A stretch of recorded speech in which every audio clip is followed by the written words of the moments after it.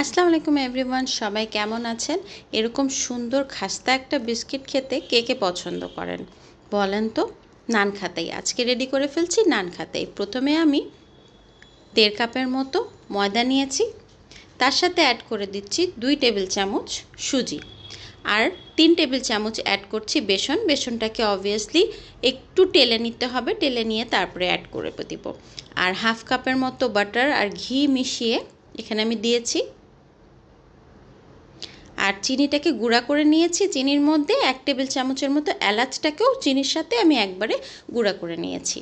ভালো মতো মিশিয়ে এখন শুকনো উপকরণগুলো খুব ভালো মতো আমি এটার সাথে মিশিয়ে নিচ্ছি ব্যাটারের সাথে।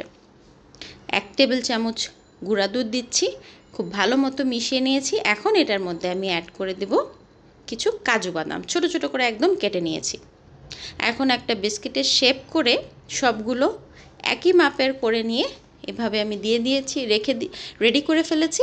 আর এটার উপরে আমি ডিম ব্রাশ করে দিচ্ছি খুব ভালো মতো, উপরে সুন্দর একটা কালার আসবে এভাবে দিলে ডিমটা।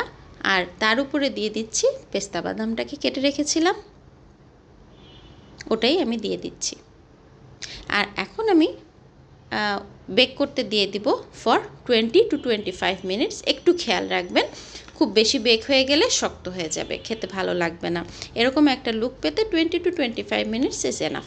কেমন লাগলো আজকের রেসিপিটা? Thank you everyone.